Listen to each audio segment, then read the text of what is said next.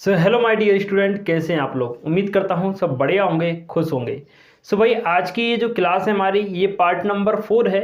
इससे पहले हम 3 पार्ट कर चुके हैं। इन 3 पार्ट में हमने क्या क्या कवर किया है। जो आपका फर्स्ट चैप्टर है समुच्चय, तो समुच्चय में अभी तक हमने क्या पढ़ा है एक बार मैं आपको बता देता हूँ। देखो, समुच्चय का पूरा बेसिक कंसेप्ट हमने समझा, जिसमें समुच्चय क्या होता है, अवयव क्या होते हैं, समुच्चय उप समुच्चय क्या होता है, सारी चीज़ें हमने जाननी है समुच्चय के बेसिक में, जो कि हमारा पार्ट 1 था। ठीक है, पार्ट 1 के बाद हमने पार्ट 2 किया और पार्ट 3। इन दोनों पार्ट में हमने एक्सरसाइज 1.1 कंप्लीट किए। पार्ट 2 और पार्ट 3 में हमने एक्सरसाइज 1.1 कंप्लीट कर ली है। आज जो हमारा पार्ट 4 है, यानी कि चौथे नंबर की जो क्लास है, इसमें हम प्रश्नावली 1.2 के सभी प्रश्नों को हल करेंगे। बहुत आसान सी प्रश्नावली है और बहुत मज़ा आपको आने वाला है, क्योंकि आप प्रश्न खुद से कर पाओगे। बस आपको थोड़ा सा बेसिक समझना होगा इस एक्सरसाइज का। तो हम सबसे पहले बेसिक की बात करते हैं। 4 चीज़ें आपको यहाँ पे ध्यान रखनी है। कौन कौन सी चीज़ें भाई, देखिएगा। सबसे पहले रिक्त समुच्चय, इसके बारे में मैं पहले भी बता चुका हूँ, एक बार फिर से मैं रिपीट करूँगा। रिक्त समुच्चय क्या होता है ये आपको समझना है। परिमित समुच्चय क्या होता है, परिमित समुच्चय क्या होता है, और समान समुच्चय क्या होता है। इन 4 चीज़ों को अगर आपने अच्छे तरीके से समझ लिया, आने वाले अगले 10 मिनट में आप समझ जाओगे बड़े आराम से, है ना। इन 4 चीज़ों को समझने के बाद एक एक क्वेश्चन को आप बिना देखे, बिना मुझसे समझे भी आप कर सकते हो, बशर्ते ये 4 चीज़ें आपको अच्छे से समझ आनी चाहिए। बहुत आसान है। सबसे पहला देखिए, रिक्त समुच्चय क्या होता है भाई। नाम से ही स्पष्ट हो रहा है, रिक्त। ऐसा समुच्चय जो रिक्त हो, माने खाली घर। खाली घर का मतलब जिसमें कोई भी व्यक्ति ना रहता हो। इसी प्रकार ऐसा समुच्चय जिसमें कोई भी अवयव ना हो, वो हमारा रिक्त समुच्चय कहलाता है, या शून्य समुच्चय कहलाता है। क्या? ऐसा समुच्चय जिसमें अवयवों की संख्या जो है शून्य हो। कैसी हो भाई? शून्य हो, मतलब एक भी अवयव ना हो, उसे हम रिक्त समुच्चय कहते हैं। रिक्त समुच्चय को भैया हम ऐसे दर्शाते हैं। कैसे? खाली कोष्ठक लिखेंगे, सिर्फ हम समुच्चय का घर बना देंगे, लेकिन उसमें कोई भी सदस्य नहीं लाएंगे। ये समुच्चय का घर है, आप सभी को मैंने बताया हुआ है। समुच्चय को हम इन ब्रैकेट के अंदर लिखते हैं, समुच्चय के अवयवों को, लेकिन हम सिर्फ ब्रैकेट बनाएंगे, इसके अंदर कोई भी अवयव नहीं लिखेंगे, तो ये हमारा रिक्त समुच्चय कहलाता है। इसको हम दर्शाते हैं फाई से। अब ये फाई के क्या होता है भाई, एक चिन्ह होता है, रिक्त समुच्चय का प्रतीक होता है इस तरीके से। तो ये फाई बराबर होता है रिक्त समुच्चय। उम्मीद है ये तो आपको डेफिनेशन समझ में आ गई। अब उदाहरण देखिए भाई, हमने लिखा a बराबर एक समुच्चय है x सच दैट x एक प्राकृत संख्या है। x क्या है भाई? एक प्राकृत संख्या है, और x का मान जो है 1 से बड़ा है और 2 से छोटा है। समझिए बात को। x क्या है भाई? समुच्चय में एक प्राकृत संख्या है, x का मान 2 से छोटा होगा, 1 से बड़ा होगा। क्या ऐसा संभव है? जी नहीं, क्योंकि भैया प्राकृत संख्याएं आप सभी जानते हैं कि 1 2 3 4 और डॉट डॉट इस तरीके से आगे बढ़ती जाती हैं। ये हमारी प्राकृत संख्या होती हैं। तो इनमें से आप इसके अनुसार कोई संख्या ले सकते हैं क्या? जी नहीं सर। इसमें ये बोल रहा है कि एक x का जो मान होगा 1 से बड़ा होगा और 2 से छोटा। तो 1 से बड़ा और 2 से छोटा ऐसा कोई मान प्राकृत संख्याओं में नहीं होता। इसलिए जो हमारा समुच्चय a है, तो a बराबर क्या हो जाएगा भैया? ये रिक्त समुच्चय हो जाएगा। तो हम इसको ऐसे भी लिख सकते हैं, और a बराबर हम इसको ऐसे भी लिख सकते हैं। ठीक है, दोनों आप लिख दोगे, दोनों आपके सही माने जाएंगे। तो उम्मीद है आपको रिक्त समुच्चय समझ में आ गया होगा। दूसरा उदाहरण और देख लीजिए कि b बराबर x सच दैट x का अगर वर्ग करेंगे तो 4 आएगा, लेकिन x एक विषम प्राकृत संख्या है। अब देखिएगा, विषम प्राकृत संख्याएं क्या होती हैं? 1 होता है, 3 होता है, 5 होता है। इस तरीके से हमारी विषम प्राकृत संख्याएं होती हैं। तो आप x की जगह इनमें से कोई सा भी एक अंक उठाइए, उसका वर्ग कीजिए, तो बताइए मुझे, क्या 4 आना संभव है? जी नहीं भाई, 4 कभी नहीं आएगा। इनमें से कोई सी भी संख्या उठाएंगे, 1 का वर्ग करेंगे 1 आएगा, 3 का करेंगे 9 आएगा, और 5 का करेंगे तो 25 आएगा। 4 कभी नहीं आएगा। तो समुच्चय b भी क्या है? एक रिक्त समुच्चय है। b बराबर क्या हो जाएगा भैया? 5 हो जाएगा। ठीक है, तो यहाँ पर हमने बात की रिक्त समुच्चय की। आखिर रिक्त समुच्चय को हम कैसे रिप्रेजेंट करते हैं, कैसे लिखते हैं, और रिक्त समुच्चय आखिर क्या होता है। ठीक है, अब बढ़ते हैं हम भैया परिमित और अपरिमित की ओर। तो परिमित देखो, परिमित क्या होता है, ये नाम से ही स्पष्ट हो रहा है भैया कि परिमित माने सीमित, जिसमें अवयवों की संख्या सीमित हो, निश्चित हो, वो हमारा परिमित संख्या समुच्चय कहलाता है। जैसे ऐसा समुच्चय जिसमें अवयवों की संख्या कैसी हो भैया? निश्चित हो। फिक्स हो के इस समुच्चय में 10 अवयव हैं, इसमें 20 अवयव हैं, इसमें 1000 अवयव हैं, इसमें 10,000 अवयव हैं, लेकिन फिक्स होना चाहिए। जैसे हमने लिखा एग्जाम्पल के लिए a बराबर 1 2 3 4 5, हमने एक समुच्चय लिया a जिसमें केवल 5 अवयव हैं, तो ये निश्चित है भैया, इसमें अवयवों की जो संख्या कैसी है, निश्चित है। दूसरा हमने लिखा b बराबर 27 के दिनों का समुच्चय। अब हमें पता है कि b में कौन कौन से आ जाएंगे। अगर हम इसको इस तरीके से लिखेंगे रोस्टर रूप में, v इज इक्वल टू, ये कोष्टक लगाया, ठीक है। तो सप्ताह के दिन कौन से होते हैं भैया, 7 ही होते हैं, लगा लेते हैं। यहाँ देखो, Sunday, Monday, Tuesday, Wednesday, Thursday, Friday और आपका जो है लास्ट में सैटरडे। तो ये हमारे सप्ताह के 7 दिन हो गए। तो ये एक कैसा हुआ भैया, परिमित, माने इसमें अवयवों की संख्या कैसी है, निश्चित है ना। और दूसरा ये दिया है। अब बात करते हैं भैया अपरिमित समुच्चय के बारे में। अब एक चीज़ और आप समझिए, पहले ये हमने समझ लिया कि परिमित समुच्चय क्या होता है, लेकिन कभी कभी लिखने में एक चीज़ और आती है एक्स्ट्रा जो आपको कभी कंफ्यूज कर सकती है। तो मैं चाहता हूँ कि आपका वो कन्फ्यूज़न अभी क्लियर हो जाए ताकि आपको बाद में प्रॉब्लम क्रिएट ना हो, ठीक है। मान लीजिए आपको दे दिया कि a बराबर 100 तक प्राकृत संख्याओं का समुच्चय, 100 तक प्राकृत संख्याओं का समुच्चय। अब इसको आपको रोस्टर रूप में लिखना है या फिर आपको सारणीबद्ध रूप में इसको लिखना है, समझिएगा ध्यान से। तो क्या आप ऐसे लिखेंगे, a बराबर, ये हमने ब्रैकेट लगाया, अब 100 तक प्राकृत संख्याएं हम लिखेंगे तो बहुत बड़ा समुच्चय हो जाएगा, मतलब पूरा पेज ही भर जाएगा 100 तक लिखने में। तो हम कैसे लिखेंगे, 1 2 3, इतने अंकों तक आपको यहाँ लिखना है कि उनमें जो रिलेशन है वो डिफाइन हो सके, वो परिभाषित हो सके। जैसे हमने देखा कि 1 के बाद 2 आ रहा है, फिर 3 आ रहा है, मतलब इनमें क्या संबंध है, ये प्राकृत संख्या लिखी जा रही है साहब, है ना।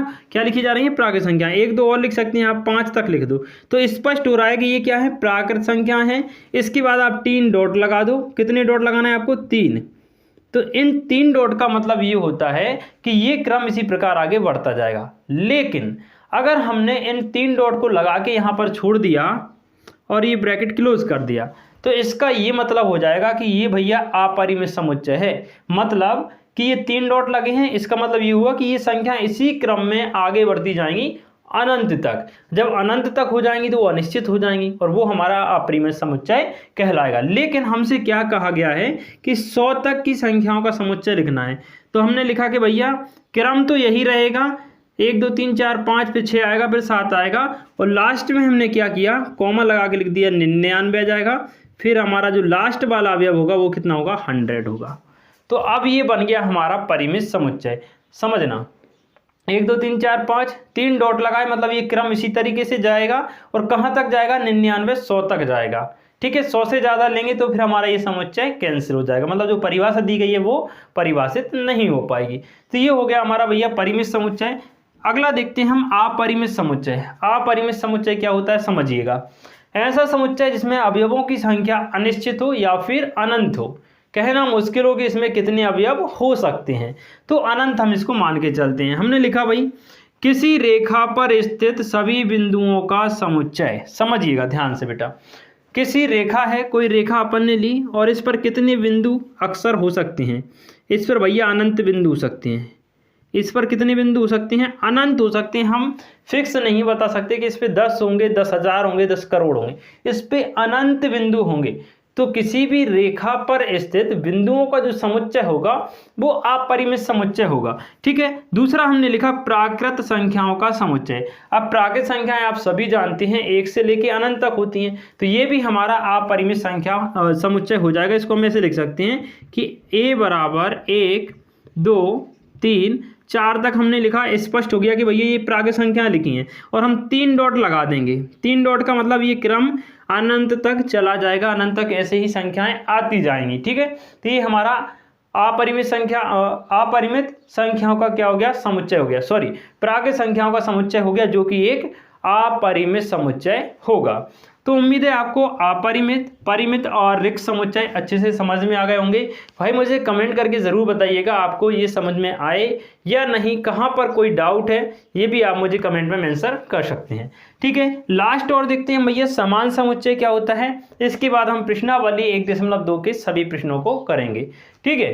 तो दो समुच्चय ए और बी समान कहलाते हैं, समान समुच्चय कहलाते हैं यदि उनमें समान अवयव हों। ध्यान दीजिएगा, अवयव समान हो, अवयवों की संख्या भले ही समान ना हो, समझना बात के लिए, अवयव समान होने चाहिए, अवयवों की संख्या समान हो या ना हो कोई मैटर नहीं करता। जैसे हमने लिखा ए में कुछ अवयव ले लिए 1 2 3 4 और एक समुच्चय लिया बी जिसमें भी अवयव ले लिए 3 1 4 2, तो इनमें देखो समान अवयव है। अब क्रम आगे पीछे हो जाए कोई दिक्कत नहीं है।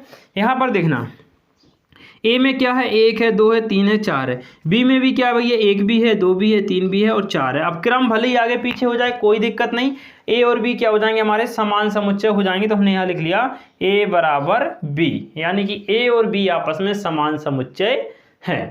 बात समझ में आई? कमेंट जरूर कीजिए बात समझ में आई या नहीं। तो हमने भैया समझ लिया पूरा का पूरा बेसिक कंसेप्ट प्रश्नावली एक्सरसाइज 1.2 का। आइए अब देखते हैं हम 1.2 के सभी प्रश्नों को बहुत ही सरल तरीके से। हाँ, एक बात मैं कहूँगा कि अगर आपने ये पूरा समझ लिया है ना, यहाँ तक आप क्लास में रुके हुए हैं, तो अब ये प्रश्न आप जब प्रश्न आपके सामने आएंगे तो आप इनके आंसर तुरंत मुझे बताते जाओगे, ठीक है। अगर ये लाइव क्लास होती तो आंसर आपके फटाफट से आ जाते, और मैं कोशिश भी करूँगा कि आपकी लाइव क्लास बहुत जल्दी हो जाए। अभी तो जब तक पॉसिबल है मैं आपको रिकॉर्डेड दे रहा हूँ, बहुत जल्दी मैं कोशिश कर रहा हूँ कि आप लोगों की भी लाइव क्लास स्टार्ट हो जाए। आज से 10th की तो स्टार्ट हो ही जाएगी, धीरे धीरे आपका भी स्टार्ट हो जाएगा। तो फिलहाल में रिकॉर्डेड से ही पढ़िए, ठीक है। अब चलते हैं हम 1.12 के क्वेश्चन की तरफ।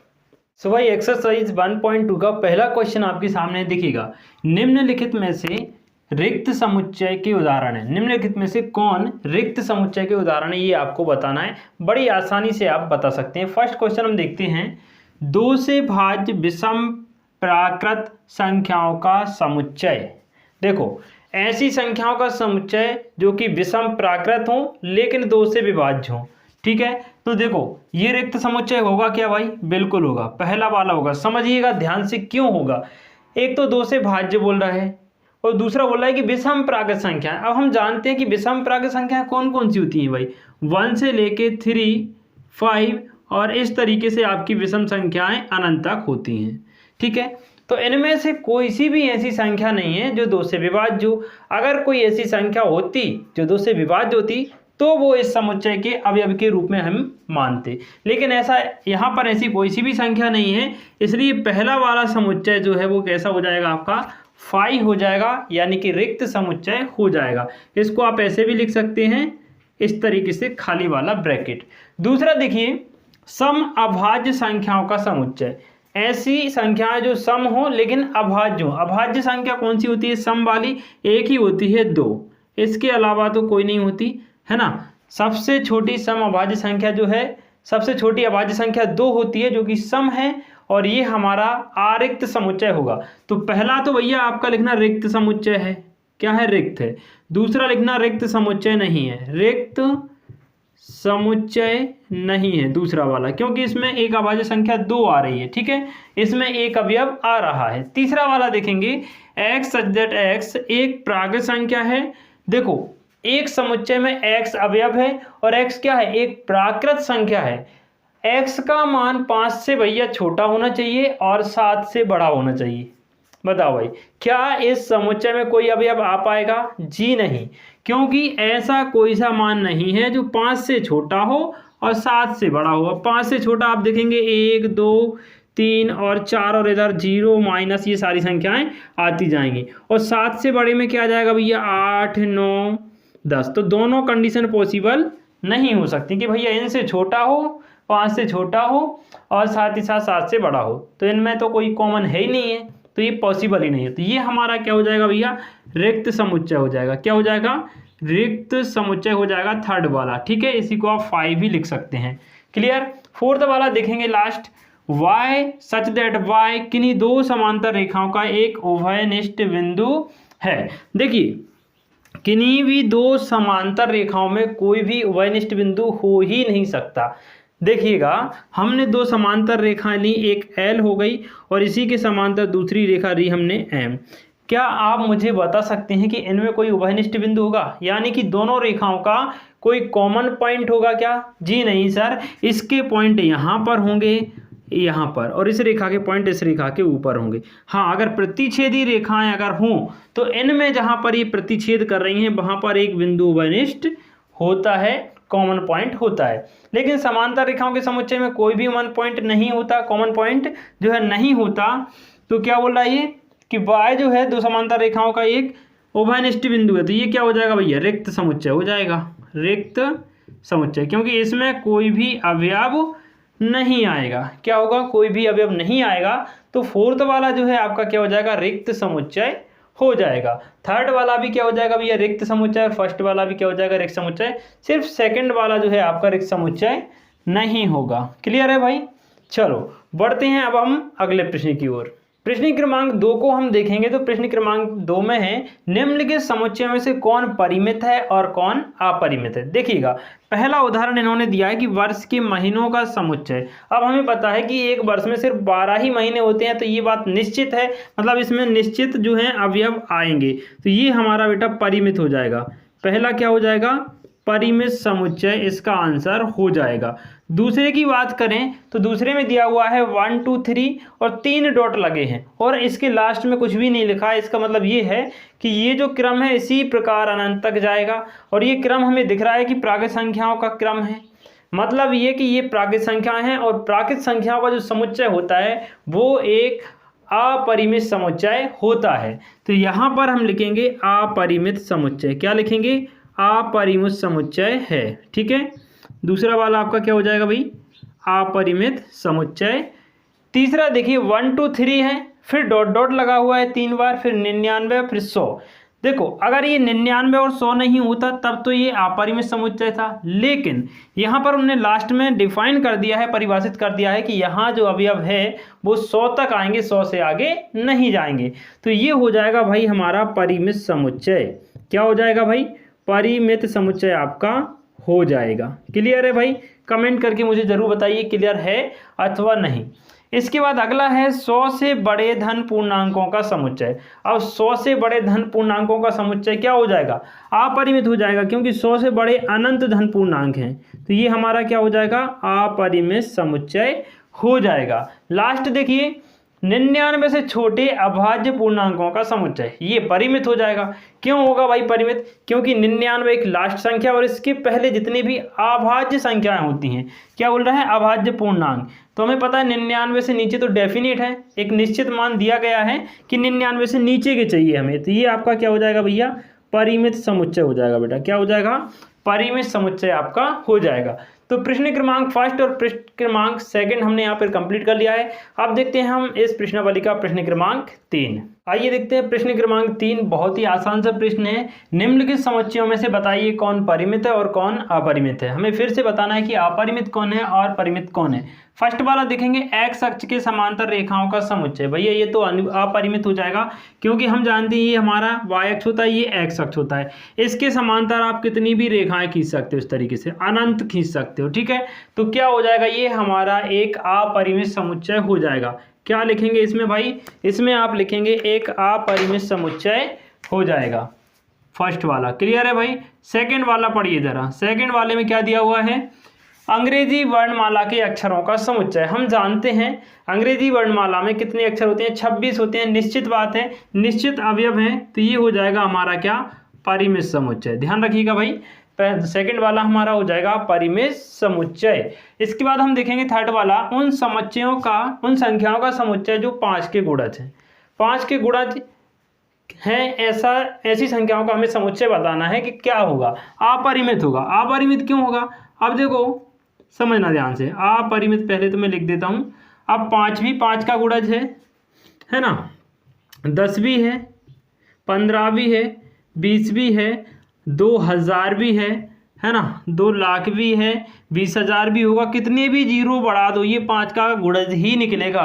मतलब 5 का जो सबसे बड़ा गुणज है उसको हम डिफाइन नहीं कर सकते हैं। हम ऐसा नहीं कह सकते कि ये संख्या 5 का आखिरी गुणज है, इसके बाद कोई नहीं होगा, अनंत होते हैं। ठीक है, तो दूसरा थर्ड वाला भी हमारा क्या हो जाएगा, अपरिमित हो जाएगा। फोर्थ देखेंगे पृथ्वी पर रहने वाले जानवरों का समुच्चय। देखना पृथ्वी पर कुछ जानवर रह रहे हैं, हम ये नहीं कह सकते कि कितने रह रहे हैं, लेकिन हम इतना जरूर कह सकते हैं कि जितने भी जानवर हैं उनकी कुछ ना कुछ निश्चित संख्या होगी, 1000 होगी, 100 करोड़ होगी, 200 करोड़ होगी, लेकिन अनंत नहीं होगी भाई, है ना। जैसे पृथ्वी पर मनुष्य रहते हैं तो हमें पता है कि कितने जनसंख्या है विश्व की टोटल, या भारत की अगर हम बात करें तो कितनी जनसंख्या, इस बारे में हम जानते हैं, ये एक निश्चित डेटा है, निश्चित आंकड़े हैं, तो वो परिमित होता है। इसी प्रकार जानवरों का जो समुच्चय है ये भी क्या हो जाएगा भाई, परिमित हो जाएगा। क्लियर है। इसके बाद अगला हम देखते हैं मूल बिंदु 0 0 से होकर जाने वाले वृत्तों का समुच्चय। ये हमारा मूल बिंदु होता है और इस मूल बिंदु से कई सारे वृत्त जो है होकर जा सकते हैं। कितने जा सकते हैं हम नहीं कह सकते, मतलब अनंत जा सकते हैं, तो ये हो जाएगा हमारा अपरिमित।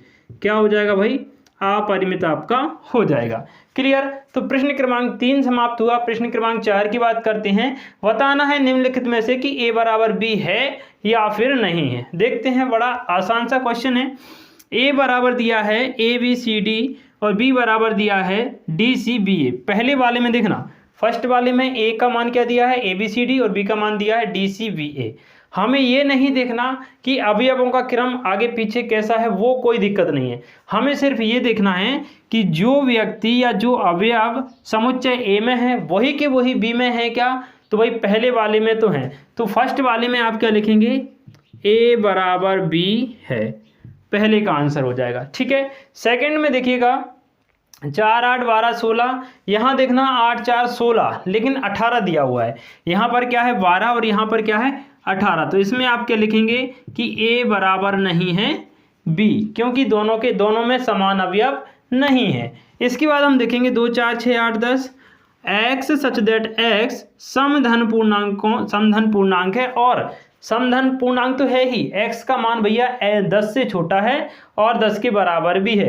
तो भैया देखो x की जगह क्या आ सकता है, 2 आ सकता है, 4 आ सकता है, 6 आ सकता है, 8 आ सकता है, 10 आ सकता है, 10 से ज़्यादा नहीं आएगा। तो यही के यही तो हमें कहाँ दिए हैं, a में दिए हैं, 2 4 6 8 10। तो तीसरे वाले में भी क्या होगा भाई, a बराबर b हो जाएगा बेटा। क्या हो जाएगा, a बराबर b आपका यहाँ पे करेक्ट हो जाएगा। इसके बाद x सच दैट x संख्या 10 का एक गुणज है ना, और b में क्या दिया है 10 15 20 25 30। देखो 10 तो 10 का गुणज है, 20 भी है, 30 भी है, लेकिन ये 25 और ये 15 नहीं है। तो फोर्थ वाला जो है इसमें अवयवों की संख्या समान नहीं है, इसलिए a बराबर नहीं होगा b। इस प्रकार से आपका प्रश्न क्रमांक 3 प्रश्न क्रमांक 4 यहाँ पे समाप्त होता है। अब हम देखते हैं इस प्रश्नावली का 5वां प्रश्न और 6वां प्रश्न। ठीक है भाई, चलिए बढ़ते हैं आगे। प्रश्न क्रमांक 5 हमारे सामने है, क्या निम्नलिखित समुच्चय युग्म समान है, कारण सहित लिखिए। हमें ये बताना है कि दिए गए समुच्चय युग्म जो हैं वो समान हैं या फिर नहीं। तो पहला वाला हम देखेंगे, a बराबर दिया है 2,3, दूसरी तरफ b बराबर दिया है x such that x² plus 5x plus 6 बराबर 0 का एक हल है। a में हमारे पास कौन कौन से अभी हमें 2,3। अब b में क्या आएंगे, जो इस समीकरण के हल होंगे। तो इस समीकरण के पहले हम हल निकालते हैं कि कौन कौन से आ रहे हैं। हमारे पास समीकरण दिया हुआ है x² plus 5x plus 6 is equal to 0। हमने क्या किया, x² लिया, 5x को तोड़ दिया हमने 2x में प्लस 3x में, ठीक है, प्लस का 6 जो करते हो बराबर में 0। ये आपको आता होगा 10वीं 9वीं में आपने पढ़ा हुआ है। तो हमने 5x को तोड़ा, इन दोनों में से भाई x कॉमन लिया तो अंदर बचा x प्लस 2, यहाँ से 3 कॉमन जाएगा तो क्या बचेगा भैया x प्लस 2। ठीक है, यहाँ भी x प्लस 2 है, यहाँ भी है, तो एक बार हम x प्लस 2 को फिर से कॉमन लेंगे। यहाँ बचा हमारे पास x और यहाँ पे प्लस का 3 बचा बराबर में 0। एक बार इसके बराबर में 0 रखेंगे, x प्लस 2 बराबर 0, यहाँ रखेंगे x प्लस 3 बराबर 0, तो यहाँ से निकल के आएगा x बराबर -2, यहाँ से निकल के आएगा x बराबर -3। तो देखो x के जो मान आ रहे हैं या फिर इस समीकरण के जो हल आ रहे हैं वो क्या क्या आ रहे हैं, -2 आ रहे हैं और -3 आ रहे हैं। माने कि समुच्चय b में हमारे पास क्या क्या आएगा, समुच्चय b में आ जाएगा -2 और -3। क्लियर हुआ। अब देखो a और b में एक से है क्या, नहीं भाई, यहाँ प्लस वाली संख्या है, यहाँ पर माइनस वाली है। तो पहला जो है पहले वाले का आंसर होगा a is not equal to b, और रीजन में आप क्या लिखेंगे कि समुच्चय a और b में अवयव समान नहीं है। ठीक है, दूसरा हम देखते हैं कि x सच दैट x शब्द फॉलो का एक अक्षर है और बी बराबर दिया हुआ है कि एक्स सच दैट एक्स शब्द वॉल्फ का एक अक्षर है। अब ए में देखो भाई क्या क्या आएगा, सेकंड वाला हम सॉल्व कर रहे हैं। ए में क्या क्या आएगा, देखो कोई भी जो शब्द होता है जब हम उसके अक्षरों को लिखते हैं तो अक्षरों को समुच्चय में रिपीट नहीं करते। जैसे कि यहाँ पर 2 बार ओ आया है तो सिर्फ हम एक बार लिखेंगे एफ कॉमा ओ, एल को हम 2 बार नहीं लिखेंगे, एक बार लिखेंगे। फिर हमारे पास क्या है, डब्ल्यू है, तो ये सिर्फ 4 अक्षर लिखे जाएंगे क्योंकि रिपीट वाले अक्षर को हम यहाँ पे नहीं लिखते हैं। इसी प्रकार हम वॉल्फ में देखो बी वाले में क्या क्या दिया है, बी में भी यही दिया है भैया, हमारे पास डब्ल्यू है, ओ है, एल है और एफ है। अब देखो ए और बी में समान अवयव हैं या नहीं, क्रम भले ही आगे पीछे हो उससे कोई दिक्कत नहीं है। तो यहाँ देखो डब्ल्यू है, यहाँ भी है, यहाँ ओ है, यहाँ भी है, एल है, यहाँ पर है, एफ है, यहाँ भी है, तो ए बराबर बी यहाँ पे हो जाएगा। सेकंड वाले का आंसर क्या हो जाएगा भैया, ए बराबर बी, ये आपका आंसर हो जाएगा। कारण में आप क्या लिखना कि समुच्चय ए में जो अवयव हैं वही अवयव समुच्चय बी में हैं, इसलिए समुच्चय ए और समुच्चय बी बराबर हो जाएंगे। ठीक है भाई, अब हम देखते हैं प्रश्न क्रमांक 6 जो कि बहुत सरल सा प्रश्न है, सबसे आसान प्रश्न अगर मैं कहूँ तो यही वाला प्रश्न है। ठीक है, देखिएगा सबसे फर्स्ट आपको दिया है ए बराबर, तो पहले तो आपको पता होना चाहिए क्या दिया है प्रश्न में। हमें बताना है कि समुच्चयों में से समान कौन कौन से हैं। इन जो 8 समुच्चय दिए हैं इनमें से कौन कौन से समुच्चय समान हैं। तो हम देखते हैं भैया, ए में हमें दिया है 2 4 6, 2 4 8 12। क्या भैया ए के अतिरिक्त ये अवयव किसी और समुच्चय में है? देखो 1 2 3 4 नहीं है, यहाँ पर 4 है, 8 है, 12 है, लेकिन 14 है। ठीक है, तो और 2 नहीं है, तो ये और ये भी बराबर नहीं हो रहा, इसमें भी नहीं है, यहाँ पर भी नहीं मिल रहा, यहाँ पर किसी में भी नहीं मिल रहा, तो ए के बराबर में तो कोई सा भी समुच्चय नहीं है। दूसरा देखते हैं भैया बी में दिया है 1 2 3 4। अब देखो बी के अतिरिक्त और कौन सा समुच्चय है जिसमें 1 2 3 4 दिया हुआ है, तो देखो सी में तो नहीं है, ए में भी नहीं है। ठीक है, ए तो हमने पहले ही चेक कर लिया, तो ए को दोबारा चेक नहीं करना। और डी में देखो, डी में मिल रहा है 1 मिल रहा है, 2 मिल रहा है, 3 मिल रहा है और 4, तो सेकंड वाला बराबर हो रहा है, मतलब आपका क्या हो जाएगा, बी बराबर क्या हो रहा है, डी हो रहा है। तो पहला तो आंसर ये आ गया। ठीक है, बी बराबर डी, एक आंसर तो आपके पास ये आ गया। सेकंड वाला देखिएगा, बी तक चेक किया, अब सी को देखो, सी में दिया है 4 8 12 16, ऊपर के 2 चेक कर चुके हैं, तो इनको दोबारा से नहीं करेंगे। यहाँ देखो इसमें नहीं है, इसमें भी नहीं है, इसमें नहीं है, इसमें नहीं है और इसमें भी नहीं है। फिर देखेंगे हम डी हमने कर ही लिया है पहले से। ई वाला देखिए, ई में देखेंगे -1, 1 है, ई के अतिरिक्त और किस में है भैया, जी में है, 1 भी है और -1 है, तो हम लिखेंगे कि ई बराबर क्या हो जाएगा, जी हो जाएगा।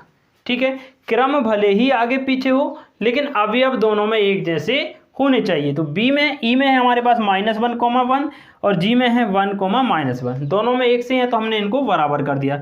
इसके अतिरिक्त और देखिए भाई, और किस में है ना, एफ में है 0, a, तो और किसी में भी नहीं है। आई थिंक अब इनके अलावा और किसी में भी कोई अवयव बराबर नहीं है, सिर्फ 2 ही युग में से हैं जो आपस में कैसे हैं, समान समुच्चय हैं।